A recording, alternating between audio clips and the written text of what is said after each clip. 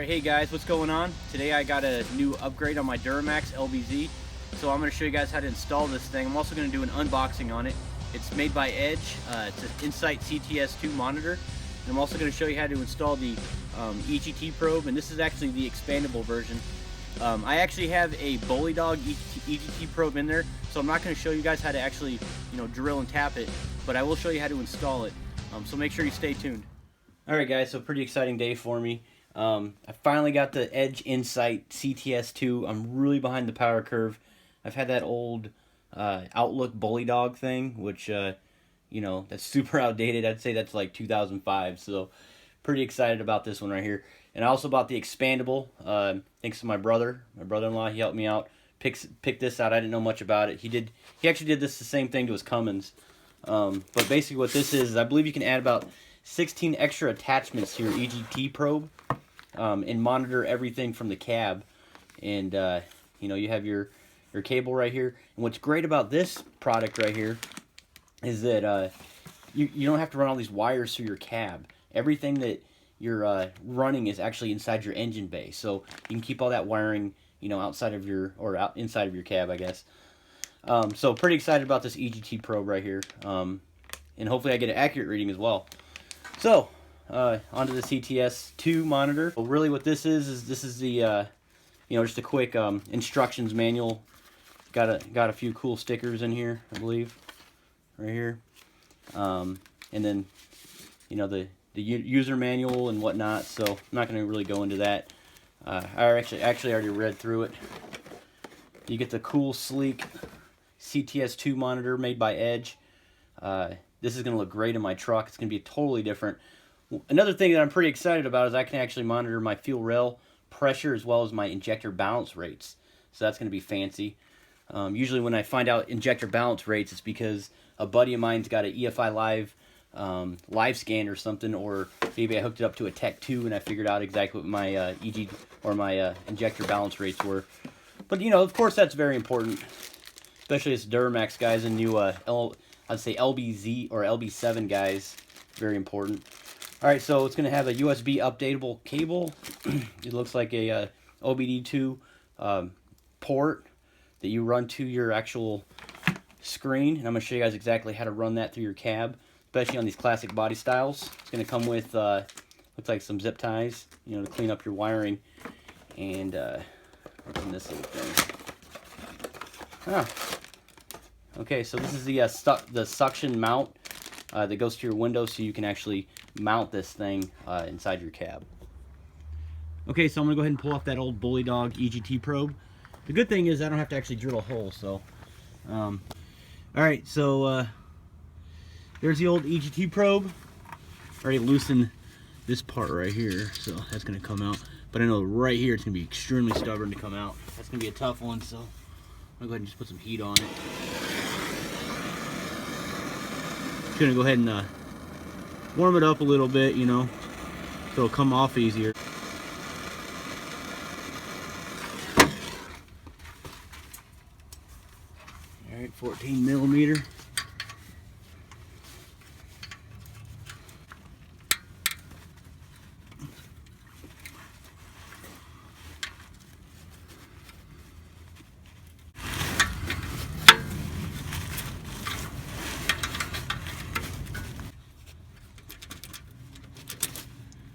There we go. Wasn't too hard. Just put some heat on it, maybe some PV blaster, and it should come right out. Okay guys, 14 millimeter is what it calls for. And the way it works is just slides around the EGT probe like that and screws in. And then the longer part on this side right here, where the fine threading is going to go inside the manifold.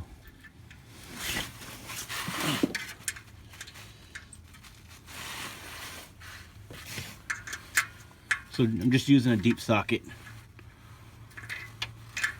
What I'm going to do is I'm going to go ahead and just ratchet it down until it gets flush. Okay, so once you've inserted the fitting, go ahead and install the probe. And this calls for a 15 millimeter that you're screwing this on. Make sure it's tight. Okay, so once you got it routed through, and basically all you're really doing is just zip tying it to to this little ledge right here, this plastic piece. So just you know, zip tie it all the way through. And then, I mean, I actually really don't like the look of this right here. I'm probably gonna redo this. It looks too messy to me, so I'm gonna go ahead and clean that up. But just so you have an idea, I mean, you're really supposed to just route it right underneath this plastic, like, shroud ledge deal right here underneath these windshield wipers. Okay, so once you've gotten it all zip tied up, you're gonna want to go ahead and plug this other side in, and it looks like it only goes on one way. So basically, what I'm gonna do is I'm just gonna go ahead and turn it until it sits in, just like that. So it, I guess, just rotate it, kind of push in a little bit until it actually clicks in, and this just locks in. Looks like, yep, just spins right on.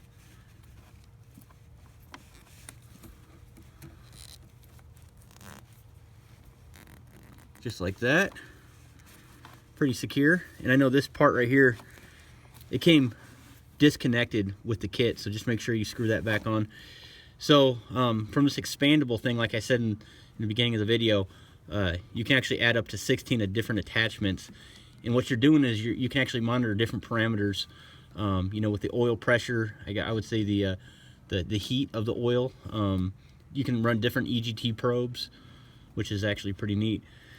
And one of my favorites, which I will be doing here very shortly, is the turbo timer.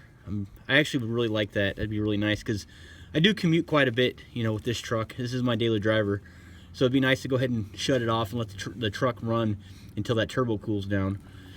All right, so once you've done that, I'll show you what I've done. And I'm going to clean up all this wiring, but I'll show you. So there's a little grommet. It's like a right where your turbo or your steering shaft knuckle is. Let me show you. I'll point it out to you. Right where my finger is. I'm sorry, guys. Right where my finger is. This is actually really not that hard. It's a rubber grommet. You can actually route this wire right through it. It's really not that hard. You see how easy that is. And then what you're going to want to do is go ahead and just pull that grommet back and line it back up. But you're going to run it right through the cab, basically. And let me show you where it meets. Alright, so once it came through the firewall, you're going to have your OBDII port right here. And this is where you can plug in your EGT probe. Just like this. Let me show you. It's actually pretty easy. You just line it up and clip it right in. Just like that. It's clipped in.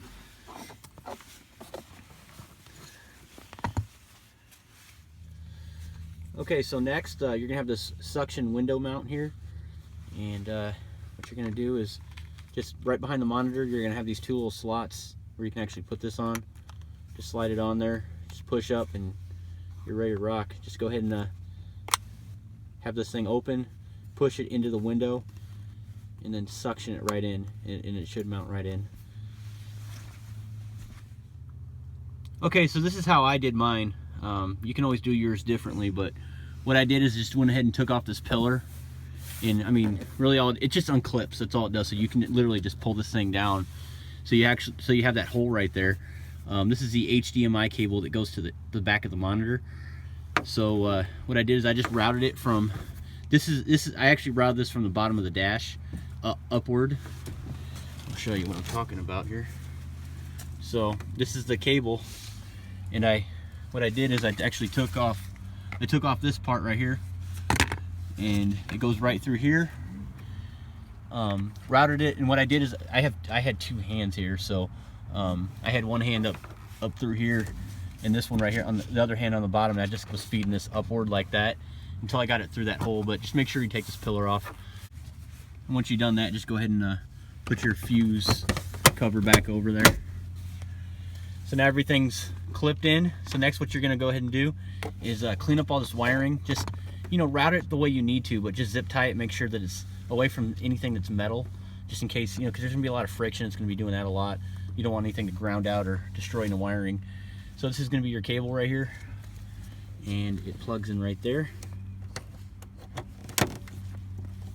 So that's plugged in. So just like I said, guys, just clean up this wiring, and we'll go ahead and plug in our Insight.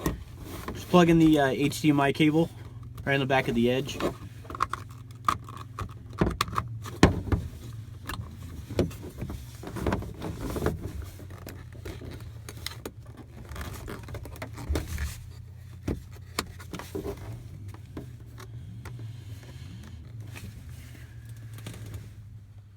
Okay, so just go ahead and turn your key over just like that, and it turns on.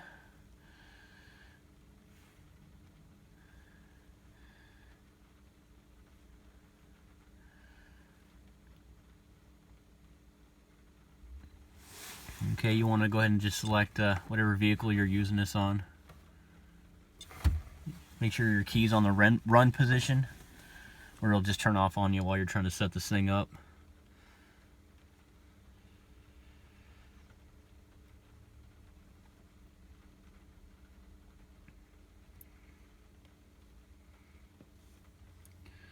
Okay, so now what it's going to do is it's going to throw you into the factory, you know, settings to the whatever background's already loaded in there. So what you wanted to go ahead and do is just go to layout and just play with this. I mean, it's really your preference, whatever you want to do. You got different, you know, layouts on how you want it to look. But I'm just going to keep it the same with the factory for now. Looks like you got background. See, it's got these little scrolls. That's pretty neat. So whatever background you want.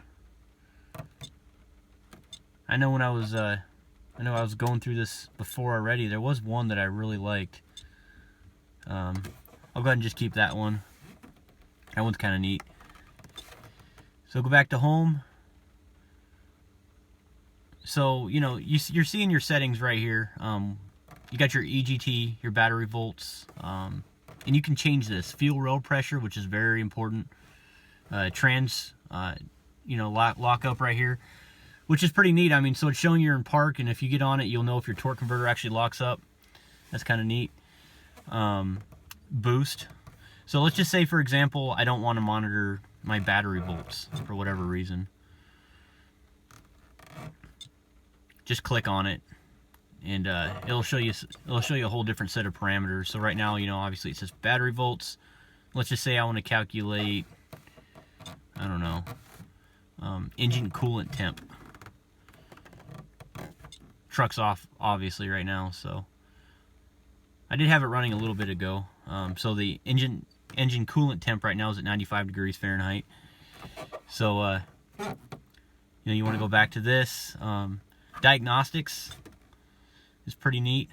I like this. So what you can do is you can actually get rid of those trouble codes. You know, if you have like an engine light or whatever, you got to delete it, or even figure out exactly what codes are popping up, what's wrong with it. It'll show you here on your monitor. You know, I'm gonna go ahead and change this background out right now just for the video, so you guys can actually see what I'm doing. So this is pretty new to me too, so I'm learning with you guys. So let's just change that out just so you can actually see what's going on here. I think it's still loading. Let's see here. There we go. Just for now, it's a little clearer in the video for you guys to be able to see this, but you know, whatever parameter or whatever background you guys want, it's totally up to you. So let's see here. Let's go back to Diagnostics. You got your trans relearn, injector balance rates, which was probably one of the biggest reasons why I bought this thing. I'm gonna go ahead and start it right now.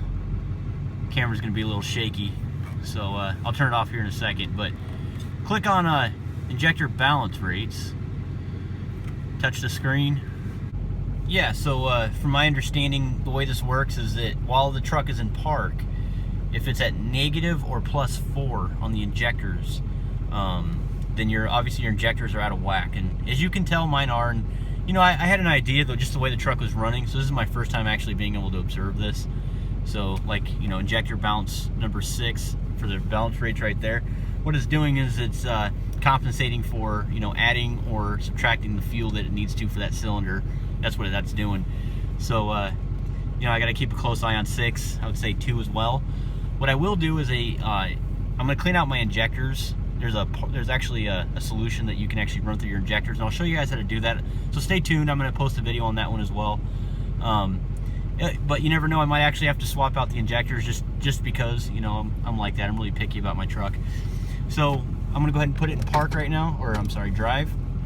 All right, so now it's in drive, and what this is supposed to do is indicate whether if it's at negative or +6, okay, then your injectors are out of whack. Alright, so it's not too bad right there. This is an older truck though, it's an 07, so it's got a lot of miles on it. It's got, I'd say, 156,000, I believe, around there. So definitely due for a good cleaning. So, but that's good to know. I'm glad I bought that. Okay, so now we're gonna go back. Just slide that up, and I was showing you guys. I was talking to you guys a little bit about actually changing out your speedometer, so it's calibrated correctly. What that is, that's actually in the vehicle settings. Just click on tire size, and you know, add your modified tire size if you're like me and you have a lift. So 35 by 12.5 R20s is what it is. You can change the height and whatnot, which is actually pretty neat. So you guys get it. I mean, you can go through all these little settings right here. It'll show you all the different parameters and different ways to monitor things. This is very thorough. Pretty pumped about this little unit right here. Specifically for monitoring fuel row pressure, you know, monitoring my EGTs while I'm driving. Boost is a big one, and then injector balance rates, I would say, is probably going to be the biggest one on my case. So, you know, hopefully that was pretty thorough. All these little things, the performance setting, don't really worry about that. I mean, unless you want to download a tune online, you know, something like that. That's what that's for. You can do performance tests where you actually do 0 to 60s. And then also with the settings right here, which is actually pretty neat, when you have accessories attached to that expandable, or if you just have something that you need to plug in, like the camera, you can actually get a camera to plug in, backup camera. You can actually plug into this thing, and that's actually really neat because you don't need a bunch of different little cameras for your truck to be able to monitor when you're backing up to a trailer or whatever you're doing.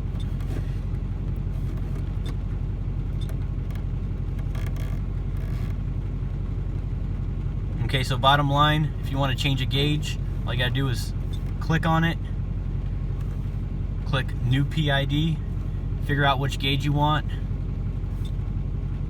exit to the menu, and that particular gauge will appear wherever that may be. You can also change the color, these little dials right here, so if you don't want it blue, you want it red, or whatever the case is. There's all kinds of different ways that you can modify this to your liking.